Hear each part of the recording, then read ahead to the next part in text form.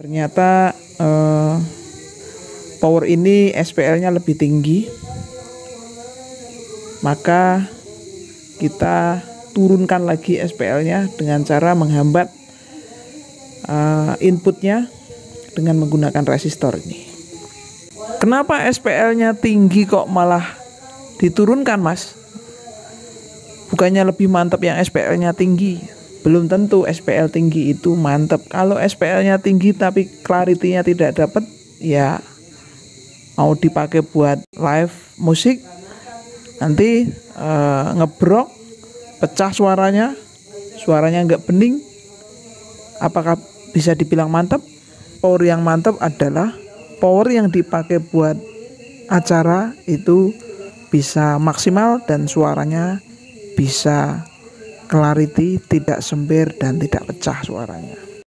Jika kita merakit sebuah power amplifier menggunakan driver yang sama tapi beda trafo 5 ampere dan 40 ampere, kita harus membedakan hambatan inputnya. Untuk power dengan trafo kecil, gunakan hambatan input yang lebih besar. Untuk merakit power dengan trafo besar, gunakan hambatan input dengan yang lebih kecil, karena supaya bisa membedakan.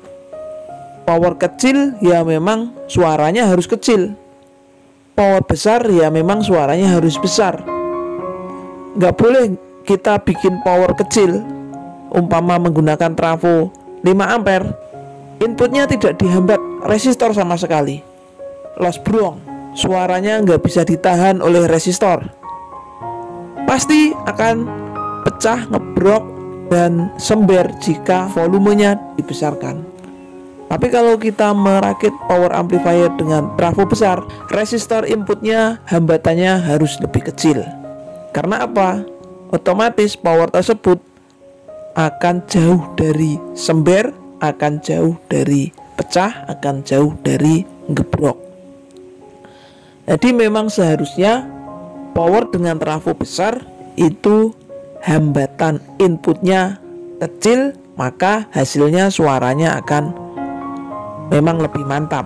Jadi SPL-nya harusnya beda antara trafo besar dan trafo kecil. Untuk membedakan power tersebut, salah satunya ada di hambatan resistor pada input ini. Supaya kita bisa menstandarkan dengan power pabrikan, yang mana power pabrikan pasti sangat memikirkan clarity-nya, kejernihannya. Kita misalkan beli power seharga 2.500.000, katakan power build up harga kelas rendah gitu. Otomatis dia suaranya pasti pelan, SPL-nya pasti rendah karena dia mengejar clarity-nya. Banyak sekali hambatan-hambatan yang ada di dalam power tersebut supaya volumenya dia nggak bisa sama dengan power yang harga 8 juta atau 10 juta. Jika kita merakit power amplifier, kita cari dulu titik beningnya di maksimalnya itu sampai di berapa. Misalkan sampai di situ, ya kita hambat hanya di situ saja. Seperti itu ya dulur. Untuk referensi hambatan, kalau menggunakan MCRD V2, hambatan untuk inputnya itu antara 10K hingga 47K. Untuk SOCL antara 3K3 sampai 10K. Langsung kita dengarkan suaranya ya.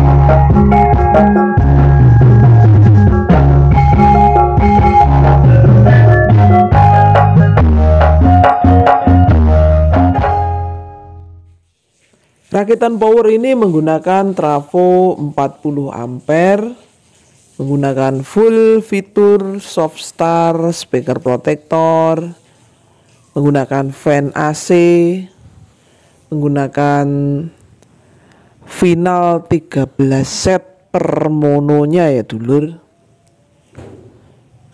Lumayan rapi perakitannya. Boxnya menggunakan box build up CNS Audio V2.4. Ada emblemnya ya dulur.